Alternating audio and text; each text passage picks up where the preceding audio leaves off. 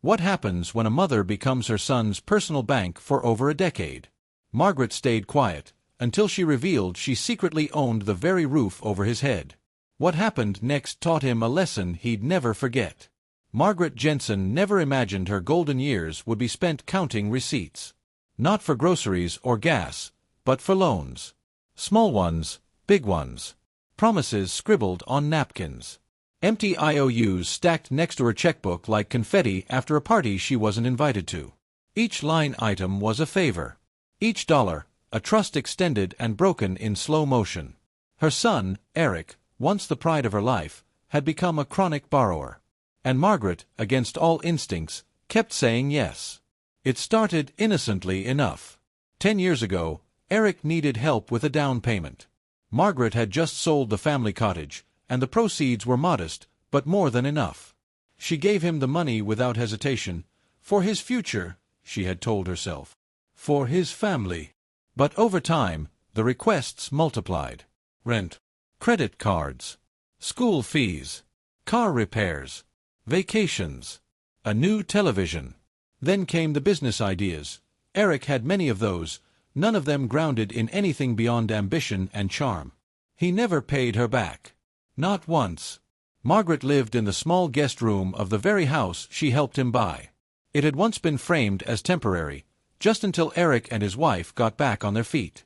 That was 7 years ago. Now, the room was hers in name only. Her things were boxed in a corner. The bed creaked. The windows stuck. And dinner conversations had slowly turned into passive-aggressive silences punctuated by Eric's irritated sighs and Lauren's forced smiles. On a cloudy Wednesday afternoon, Margaret stood in line at the pharmacy. She held a coupon and a prescription slip in one hand, her wallet in the other. When she opened it, she froze. Her account balance was lower than she remembered. Far lower. That evening, she sat in her room and reviewed her bank statements. Hundreds had been withdrawn in random spurts. ATM visits she didn't remember. Transfers made in her name. Eric had access to her online banking. Years ago, when he helped her simplify her finances, she had handed over the passwords. Her hands trembled, not from surprise, but from the sting of realization. She had been used. Not once. Not occasionally. Continuously. And she had allowed it. The next morning, she confronted him. Not with shouting. Not with drama. Just a folded bank statement. He looked at it, skimmed the numbers, and laughed. Come on, Mom. We're family. You always said what's yours is mine. I said that when you were 5, Margaret replied quietly. You're 42 now. Eric leaned back in his chair, arms crossed. It's not like I'm stealing. It's support. You're always going on about legacy and helping your children. Margaret stood still for a moment. Then she walked out of the room. She didn't argue. She didn't plead. She went to the attic. There, in an old fireproof box, were the documents Eric had forgotten, or assumed she'd forgotten. The original purchase paperwork. The revised deed.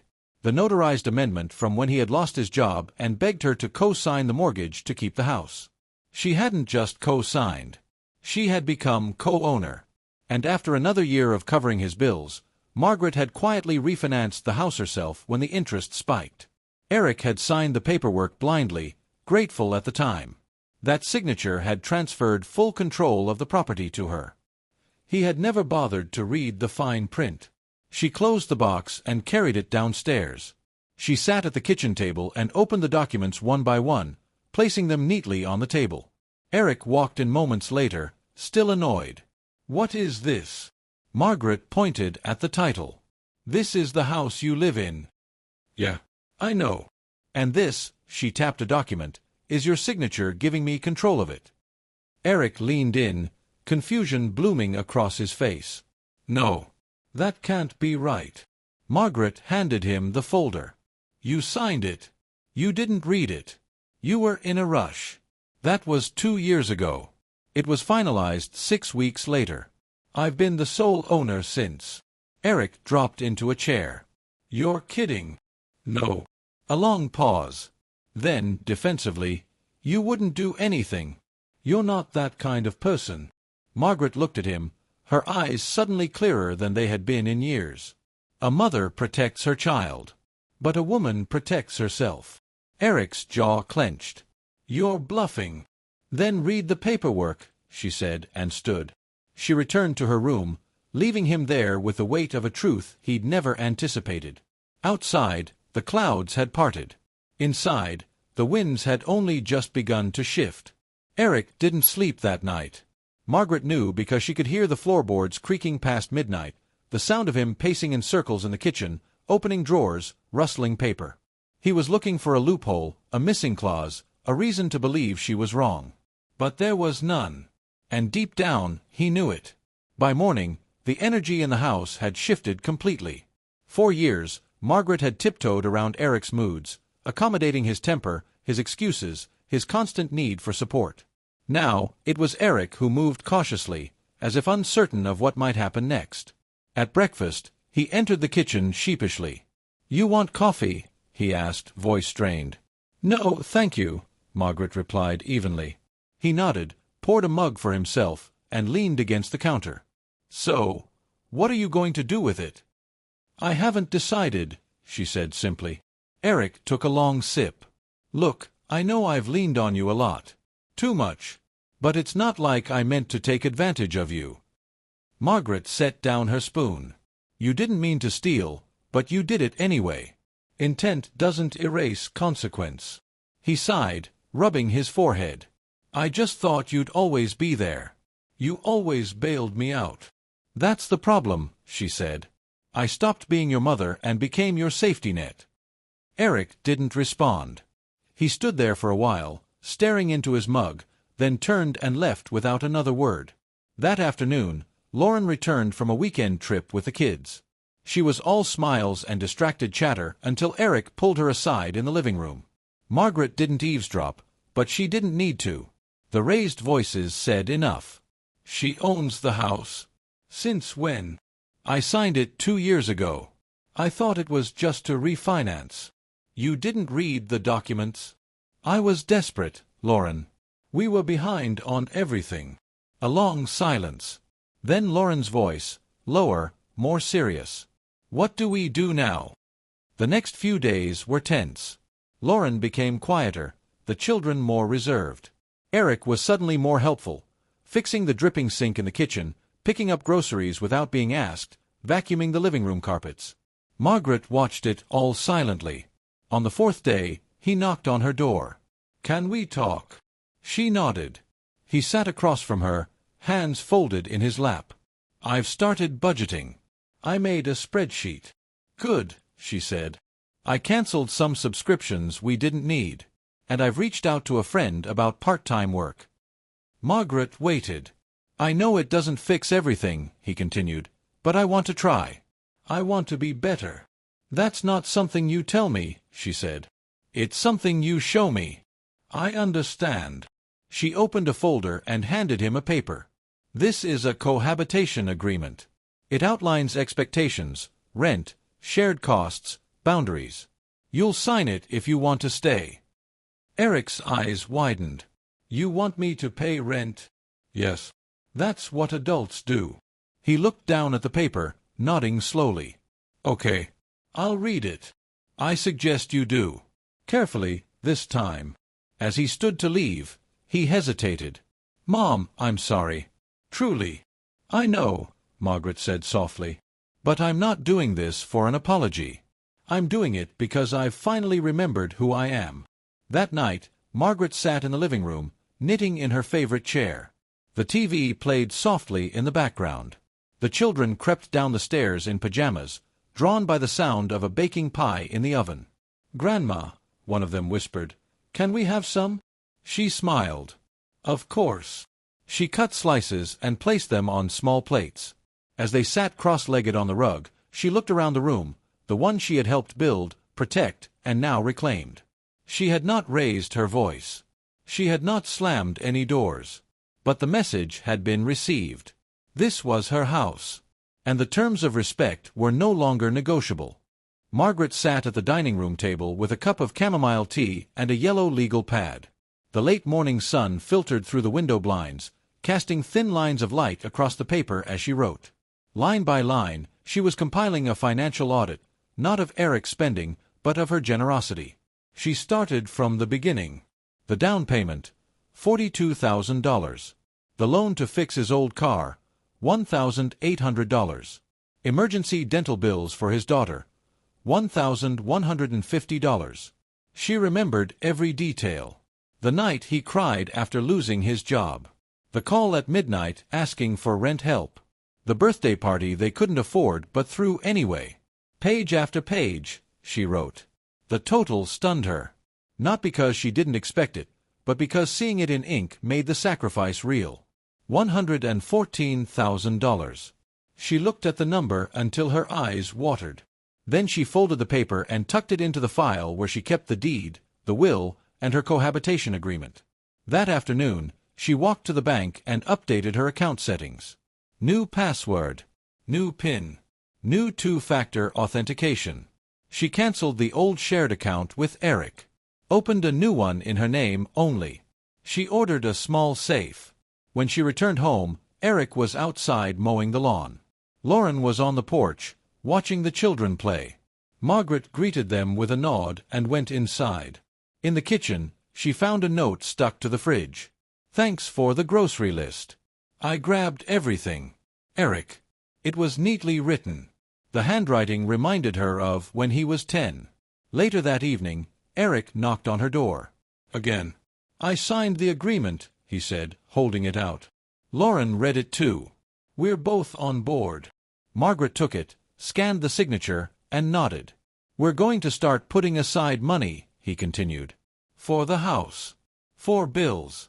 We set up a spreadsheet. You told me that already, Margaret replied. I know, Eric said. But this time I'm showing you. He left without expecting praise. Margaret sat at her desk and filed the signed agreement behind the audit. She didn't know how long this change would last. People rarely transformed overnight. But she wasn't building on trust anymore. She was building on structure. That night, she made dinner for the family. Roast chicken, garlic mashed potatoes, green beans with almonds. It was the kind of meal she hadn't made in years. The table filled with laughter again. Stories. Teasing. For a moment, it felt like the family she remembered, before the loans, before the strain. Afterward, as she was washing dishes, Lauren came into the kitchen. Thank you, she said, drying a plate. For everything. For staying. For not giving up on us. I almost did, Margaret said. But then I remembered who I was. Lauren looked at her carefully. And who's that? Margaret smiled faintly. The one who kept it all standing. Lauren nodded slowly. You're right. They finished the dishes in silence, shoulder to shoulder. That evening, Margaret returned to her room. She opened the safe, placed the audit and the agreement inside, and locked it. She no longer feared being asked for money. Because now, she had something stronger than guilt or love. She had boundaries. And that changed everything. It rained for 2 days straight. The steady downpour turned the backyard into a patchy mire, and the gutters overflowed onto the concrete path leading to the garage. But inside the house, something new had begun to take root, a rhythm. Quiet. Structured. Real. Eric now woke up earlier than Margaret. She heard him moving in the kitchen around 6:30, making coffee, reading emails. He didn't take money from her anymore. He brought her receipts. He didn't ask for loans. He offered to contribute. Margaret watched him, cautiously. She wasn't quick to celebrate. She'd seen temporary change before, driven by panic, not principle. But this was different. He was slower now. More deliberate. Still, she hadn't forgotten how easily things had once slipped away. And so she continued her quiet audit of the household. Lauren returned to work part-time and started packing school lunches instead of giving the children cash. The streaming services were reduced to one. The credit card Margaret had once co-signed, without fully understanding it, was now fully paid off and closed. Each day, the house inched back into balance. And yet, respect was a different currency altogether. One morning, Margaret was reading on the porch when Eric joined her with a mug in hand. "You have a few minutes?" he asked. She marked her page. "Sure. I've been thinking," he began, "about how I treated you. About all the things I never saw because I was too focused on what I didn't have." Margaret didn't respond immediately. "I looked at you like a resource," he continued. "Not a person. Not a parent. I can see that now. I don't expect you to forgive me quickly, but I wanted you to hear it from me." Margaret looked at him, calm and measured. "I forgave you the first time. The 5th time. Even the 10th. But what I never did was forgive myself for letting it go on." Eric's shoulders slumped. "I don't want pity," she said. "I want accountability." "You have it," he said. "I want legacy," she added. "Not as a name on paper. As a presence." He nodded slowly. "Then let me help build it." That night, they sat down as a family to review the household budget. For the first time in their adult relationship, Eric didn't look at Margaret for approval or bailout. He came with notes, with numbers, with initiative. Lauren suggested setting up a shared calendar for bills. Margaret proposed a weekly check-in to track goals. The children listened, wide-eyed, as the adults discussed money not as stress, but as stewardship. The next morning, a small but symbolic change took place. Eric removed the placard on the mailbox that only bore his name. He replaced it with a new one, metal, engraved, listing both his and Margaret's full names. "Homeowners," it read beneath. Later that day, Margaret received a call from her friend Evelyn. They spoke for nearly an hour. "How are things with Eric?" Evelyn asked. "Different," Margaret replied.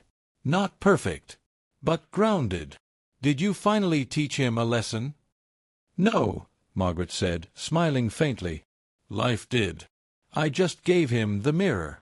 After the call, she sat by the window and watched Eric play catch with his son in the yard. His laughter was genuine. Not a distraction, not a performance. The house no longer felt like a borrowed space or a delicate truce. It felt earned. Margaret didn't raise her voice. She didn't threaten. She didn't leave. She simply reminded them all who she was. And slowly, one boundary at a time, they remembered. By the following month, Margaret had added a new habit to her weekly routine, reviewing the family's shared budget with Eric and Lauren every Sunday afternoon. It wasn't about control. It was about visibility. Each meeting was calm, professional, even oddly satisfying. Margaret would sit with her notepad, glasses perched low on her nose, while Eric pulled up spreadsheets on his laptop. Lauren would chime in with updates from her job, and together they assessed everything from utilities to groceries. "I've scheduled all recurring payments," Eric said one Sunday. "No more late fees." "And I finally set up a savings account for the kids," Lauren added. Margaret nodded but made no praise. Instead, she circled a number. This expense from Friday, dining out, wasn't on the calendar. Eric smiled sheepishly. "We took the kids for pizza. Last minute." Margaret looked up slowly.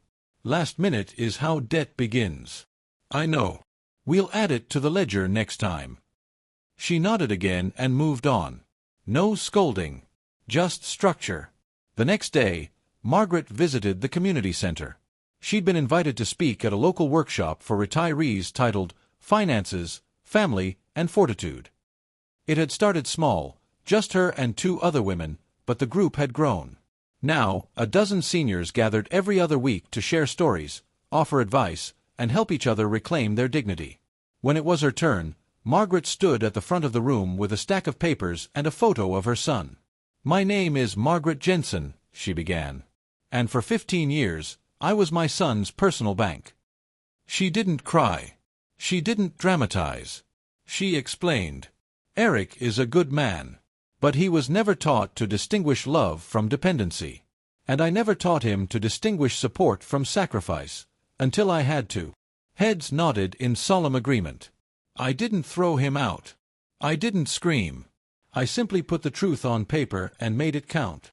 Afterward, a woman approached her, Ellen, a retired teacher. "I wish I had your strength," she said. "My daughter still has my debit card." "Start with a limit," Margaret said. "Then make a line they're not allowed to cross." That night, she returned home to find Eric fixing a broken hinge on the laundry room door. The children were helping with folding. Lauren was in the kitchen, prepping lunches for the week. It was the kind of scene Margaret used to fantasize about, everyone pitching in, no one pretending. "Need help?" Eric called out. "Not today," she replied, removing her coat. "But thank you for offering." After dinner, Eric sat beside her on the couch. "I went through the receipts again," he said. "Back to the very beginning. I didn't realize how much you've done." "You weren't meant to," Margaret said. "That's what made it so easy. I'm sorry." "I know. I don't want to be that man anymore." "Then stop talking like him," she said, without malice. "Just show me." Eric didn't argue. He simply nodded. Later, while Margaret tidied the bookshelves, she found a stack of old letters tucked between the encyclopedias. One of them was a birthday card from David, her late husband. The message inside read, "To my Margaret, our family's compass.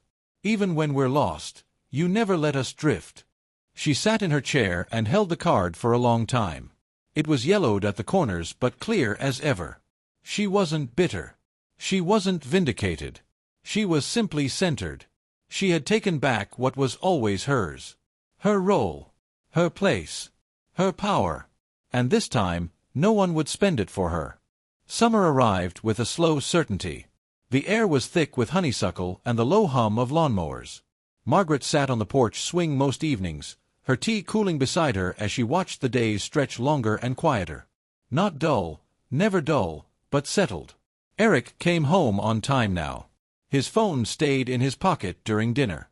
He and Lauren hosted game nights, grilled burgers on Saturdays, and invited neighbors for lemonade like people who owned their lives, not just borrowed them. Margaret no longer kept receipts. Not because she didn't care, but because she didn't need to. The family ledger had shifted from paper to behavior. One Sunday morning, she awoke to find a small envelope slid under her door. No stamp. No name. Just her initials, MJ, scrawled in blue ink. Inside was a check. $1,000. And a handwritten note. "First repayment. More to come. Thank you for being stronger than me when I was weak. Eric." She stared at it for a long time. Not because of the money, but because of what it represented. It wasn't restitution. It was recognition. That afternoon, she placed the check in her safe, then joined the family for lunch on the patio. The table was full: salads, fresh bread, iced tea, laughter. Eric was helping his daughter with a riddle. Lauren was talking about a new work project. Margaret just listened. After dessert, Eric brought over a small wooden box. "Open it," he said. Inside was a custom plaque, engraved in brass. "The Jensen House, established with grace, sustained by strength." He cleared his throat. "We want to hang it by the front door, so everyone knows who made this place what it is." Margaret didn't speak for a moment. Then she simply said, "Let's do it together." They walked to the porch, drills and screws in hand, and mounted the plaque in the sun. Later that night, after everyone had gone to bed, Margaret stepped outside alone. She looked up at the stars, then back at the house. The light glowed warmly from within. Her light. She didn't win a war. She didn't claim victory. She reminded everyone, especially herself, that love without boundaries isn't love at all. It's silence. And she had broken that silence. With structure. With truth. With resolve. The house no longer leaned on her. It stood because she did. And now, for the first time in years, she wasn't holding it up alone. She was part of it. Exactly where she belonged.